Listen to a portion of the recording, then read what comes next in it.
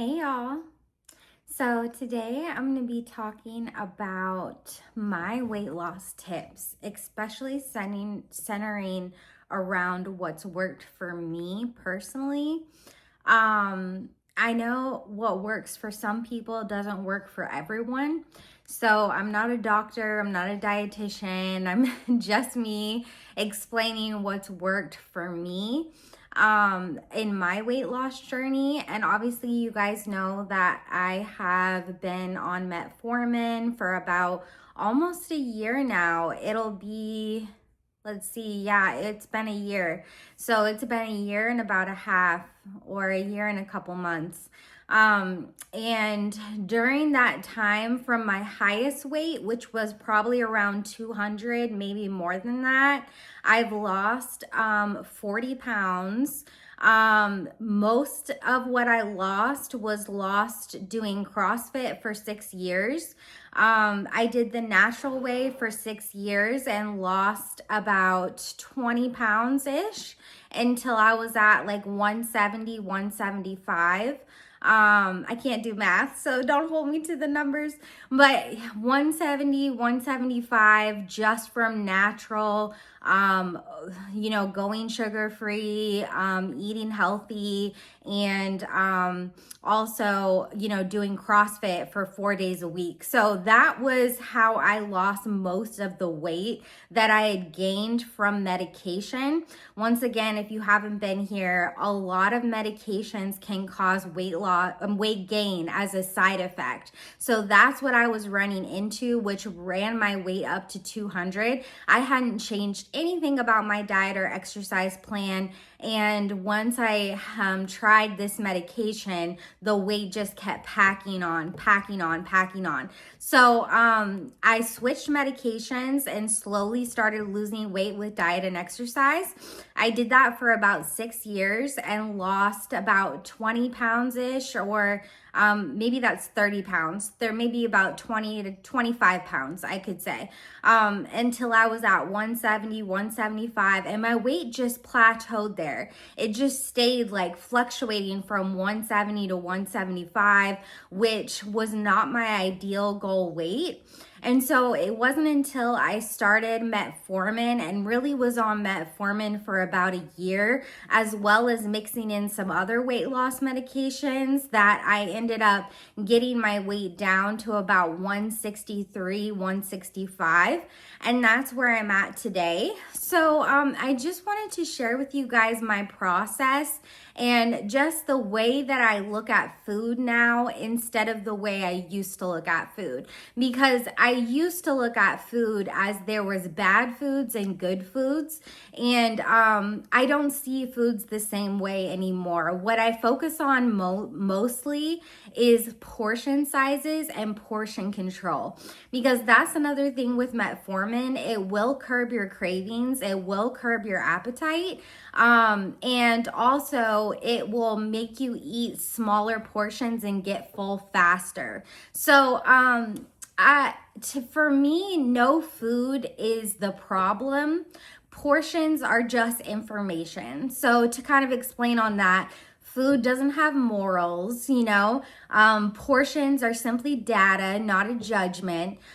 You can eat anything. The question is how much supports your body. Now, I'm not saying that we should all be eating tons of fried food and pizza and burgers, but to completely eliminate all of those things from your diet, you're gonna end up restricting to the point where for me, I restricted so much to the point where I was watching mukbangs to try to vicariously live through people who are obviously overeating, but eating things that look and taste good. So when I was really restricting before I started on my weight loss medication, it was kind of terrorizing. Like, it was like I was eating salads and salmon all the time, but I felt, like I couldn't satisfy any type of cravings. I just had to shove them down and be numb to them, instead of realizing that there's a balance to be had, that you don't have to just,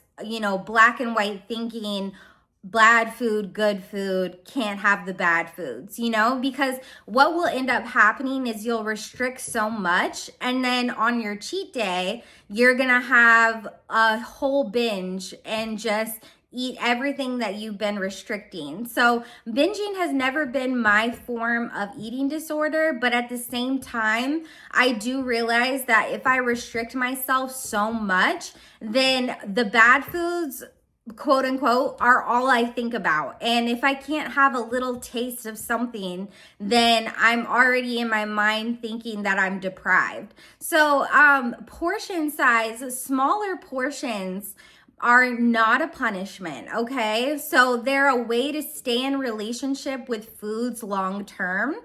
So for me, I love Mexican, I love Chinese, I love sushi, I love burgers, I love, you know, and I don't eat these things all the time, but when I do eat them, I will usually end up eating a small portion. Like if I get Chinese, let's just say I had Chinese lo mein the other day, and I probably ate like this size portion of it, maybe even less than that. And you know, that was enough to fill me up and make me feel satiated. And some of these foods that are, you know, highly concentrated in calories, you don't need much to feel full because you know, it satiates you in a way that, you know, especially with the weight loss medication, I feel full quicker.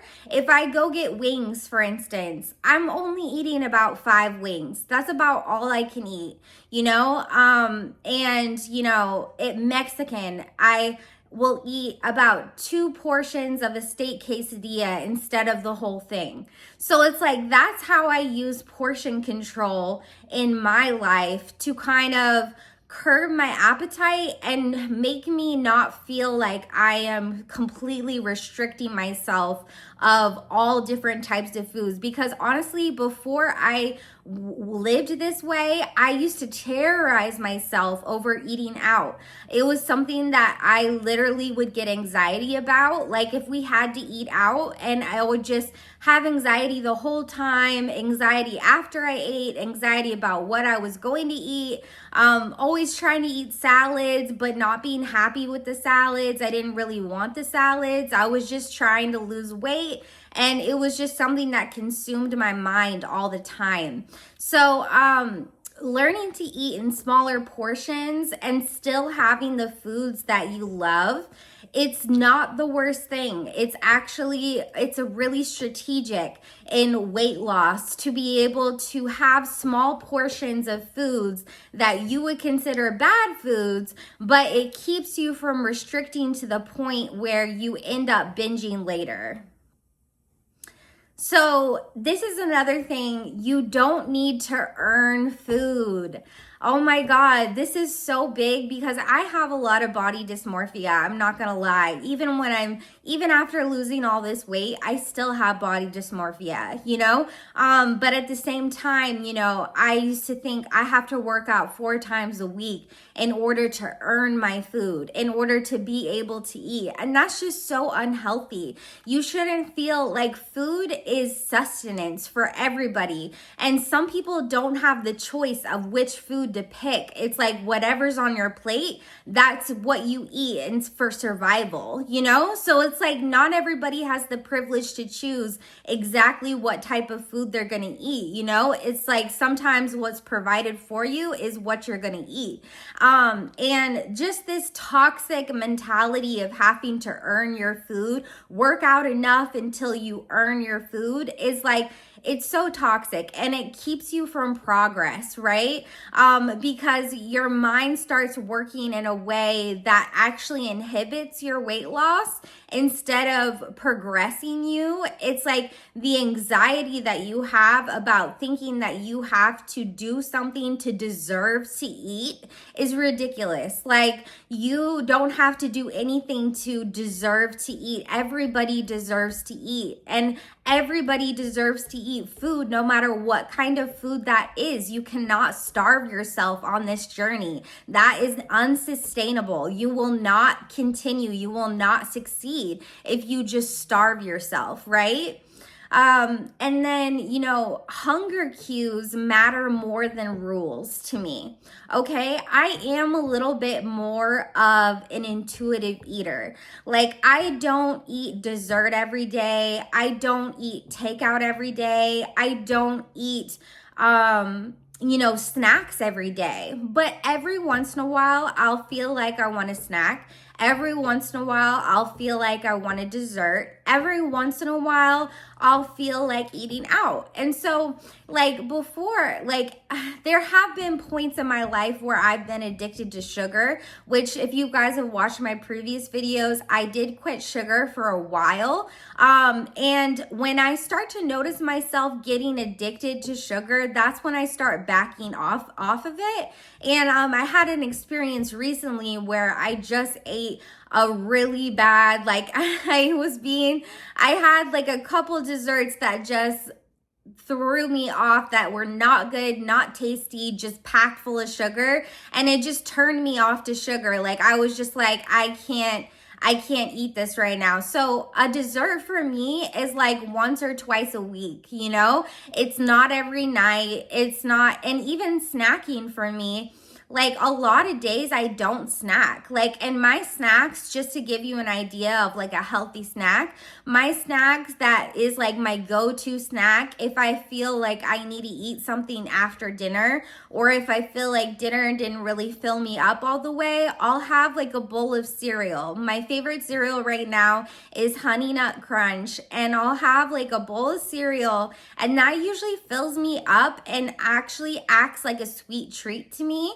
And so that's my go-to. And even that, I don't have that every night. It's only when I'm craving it. It's only when, so once again, the intuitive eating, if I feel like I had a solid dinner and I feel like it's now time to go to bed, I'm just going to go to bed. I'm not going to stay up snacking. I'm not going to even think about snacks, because once again, that metformin really curbs your appetite when it comes to snacking, when it comes to, you know, sometimes I even forget to eat, because it's like, ever since I started metformin, it's like I don't have food noise, you know, like just the constant chatter of what am I going to eat. I don't have that anymore. And so, like, with metformin, it definitely curbs your appetite. It definitely makes you feel full faster. And what I noticed when I started taking metformin was that previously, if I went like a couple hours, like 3-4 hours without eating, I would notice myself, you know, having low blood sugar, having like more shaky symptoms of like not having food. With metformin, I don't really have those symptoms anymore unless I really drag it out like to the 5-6 hour mark of not eating. And then I am completely hangry, completely like I waited too long, my blood sugar dropped. So that still happens, but much less. So I don't need to eat like every, you know, two hours or every hour or anything like that. I feel satiated for longer after I eat. And so I don't feel like my blood sugar gets super low in between meals. So that's also been one thing that's helped me a lot. And this is something, portion awareness creates freedom. So when nothing is off limits, cravings calm down. Knowing your portions let you say yes without guilt, and freedoms comes from choice, not control. So when you just focus on portion sizes and not making foods off limits, you'll realize that you can have small things of the foods that you love. You know, instead of having the whole pizza, you can have 2 slices. Instead of, you know, having, you know, the whole bag of chips, put a handful of chips in a bowl. You know, it's like you don't have to cut off all these foods in order to lose weight. A lot of what you need to do is, you know, less calories in, more calories burned. So it's not necessarily about the types of food, but eating them in moderation. Also, slowing down changes portions naturally. Eating slower lets your body catch up. You often realize you need less than you thought. Portion control isn't about willpower, it's just about awareness. So, once again, I have to clarify and preface this with the fact that I am on metformin, which makes me fill up quicker all the time. So I can't necessarily speak to people who are not on any type of, weight loss medication, because for me, and also I take metformin for bad periods. Like, that's also a big reason why I'm taking it. It helps my periods. It's actually for people with PCOS or diabetes. I don't have diabetes, but I'm taking it because my other medications that I take every day for psychiatric health, they cause weight gain as a side effect. So the metformin, and they actually raise blood sugar. So the metformin lowers blood sugar, helps me with my cycle, helps me with the bad period symptoms. And so there's multiple reasons why I'm on it. But it's really helped me so much when it comes to feeling full quickly. So I know I've never taken a GLP-1, but I know a lot of GLP-1s work the same way, where they slow down your digestion, and so you feel fuller longer. Now, I've never tried a GLP-1. I don't plan on trying a GLP-1, but what's working for me is working great. So I don't want to be stick skinny. I don't want to lose my curves. I love my curves, girl. Love my curves. Don't need to become a skeleton. Some people on these GLP-1s look very skeletal, and that kind of scares me. The gaunt face, everything, it scares me from ever wanting to try that. So, now, this is another thing. Weight loss does not require food shame. Okay, this is before I started learning more about portion sizes and how it's more about portion sizes than it is exactly what you're eating. Now, I'm not saying that you can eat, I do eat healthy, 80% of the time, but it's there's that, 20% or 30% where, you're having the foods that you love in moderation, and there should be no shame in that. Shame is what keeps you in a cycle. Guilt keeps you in a cycle of doing the same thing, and almost it's very masochistic. It's very you're hurting yourself by shaming yourself for what you're eating, instead of just saying, how about instead of this whole cake, I just have one slice and be good with one slice, and then fill up on other fibers, whether that's vegetables or other healthy carbs or protein sources like meat and that type of thing. Like protein sources, I do focus more on protein and portion sizes than I do anything else, because protein will keep you full longer. And usually when I'm eating my food, I will eat the vegetables and the protein and then the carbs, the protein first, because that's what your body really needs to feel full, is that protein. So you can never go wrong with protein, but you do not have to feel shame for eating foods that you love. I hate that. I don't think that anyone should feel shame for just eating, and obviously there's people that eat a lot, more unhealthy than necessarily I do. But at the same time, I've been able to maintain my weight without, eating salads every day, and that's how I used to think. The only way to lose weight back when I was doing CrossFit 4 days a week, the only way to lose weight is just to eat salads every day. That's not going to sustain you, and it's not going to fill you up. You need healthy protein, healthy vegetables, and healthy carbs. I cannot cut carbs out of my diet. I've done it before, and I feel really weak. Your body needs carbs, healthy carbs. Potatoes are my best friend, eggs, meat, steak and chicken and salmon, all of those proteins are so helpful to feel full longer. Okay, so portions can change day by day. There are days where I am a little hungrier, and there are days when I am a little less hungry.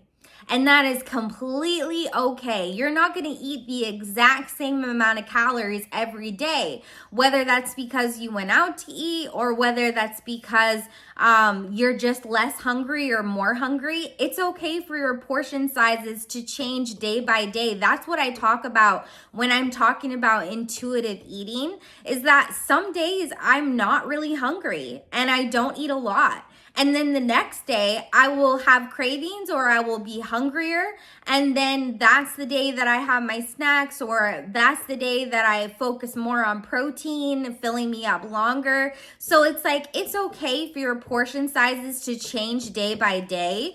Overall, I eat much smaller portions than I did before I was on metformin. But at the same breath, you know what I mean? There are days, even on metformin, where I'm a little hungrier or a little less hungry from varying factors. And we also have to understand, as women, we go through hormones. So our cycles can sometimes determine how much we're eating. And when we're going through our cycle, we actually need to be eating more in order for our body to burn that energy and to do its function. So there's very real reasons why your portion sizes might change day by day. And that's completely okay. So this is another one. You don't have to finish what you started. It's a toxic thing growing up as a kid when people say you need to finish your plate or you need to finish everything on your plate because there's people starving, or whatever you were told as a child that you need to finish your plate. That is toxic. When you're full, you can walk away. You can save that food for later. You do not have to eat when you are not hungry. So it's like, as you're eating, be mindful and be like, am I full right now? And if you're full, you can stop eating. You can save that food for later. You don't have to waste it. But it's like, you have to be aware of your hunger cues. You have to be in tune with yourself to know when you're full. And some people push past that full point without even realizing it. So it's important to be mindful when we're eating that once we're full, that's it. We take a break. We step back. We take a breather. Even sometimes halfway through a meal, if you start feeling full, drink some water. Take a breath, take a breather, take about 5 minutes and drink a glass of water and see, am I still hungry? Never eat more when you're not hungry. Never force yourself to finish your plate. That doesn't do anything for anybody. It's not healthy. It's not good. Don't do it. You know, when you're full, just save that food for later and it'll be a good snack for tomorrow, or it'll be a little snack or a lunch or a dinner for tomorrow. So for me, a lot of the time, like, I can't eat a whole burger. I cut that in half. I eat half now and half later. A steak, I cut it in half, eat half now, half later. You know, whenever I go out, I'm only eating half portions, you know? And for me, it's like, if I just say everything's off limits, then once again, that restricts me to the point psychologically where I can't deal. So for me, it's like, if there's an appetizer, I'll have a couple bites, you know, but I monitor how many bites I'm having and make sure I have room to eat the protein, make sure I have room to eat the vegetables, and don't fill up on just, appetizers. So it's like, for me, it's like, I have to be able to taste things and see, oh, that's good, or, share it with my husband. Oh, that's good. I have to be able to explore food because I love food so much and I'm such a foodie. So it's like, that is okay.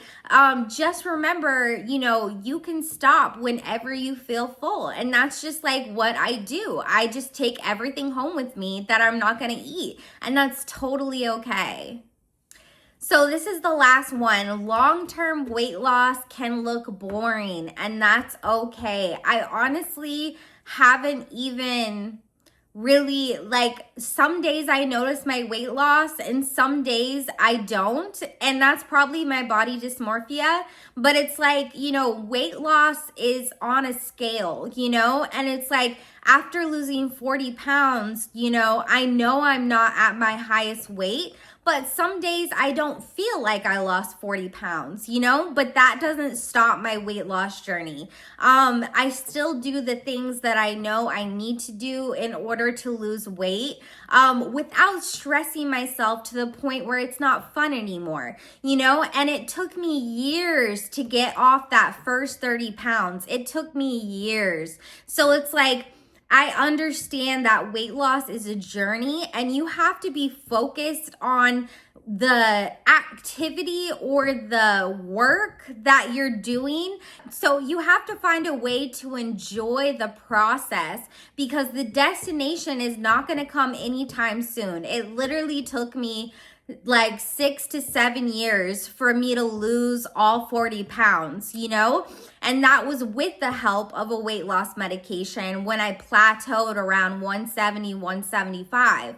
So it's like, it's okay for your weight loss journey to change, and it's okay to not see results right away. A lot of people don't see results right away. Do not give up. Do not get discouraged. Just continue to monitor your portion sizes, continue to try to eat healthy, continue to try to go to the gym. Just focus on the process. The process is what's going to get you there. And it's not always about the destination. Sometimes you learn that the process is even more enjoyable than what you realize. And when you find a way to love it, it makes it so much easier. So I hope that wasn't super confusing. I hope that helped one or two people. This is just my personal story on my weight loss journey, and I hope you guys enjoyed something, that you could glean something from this video, and I will see you guys next time.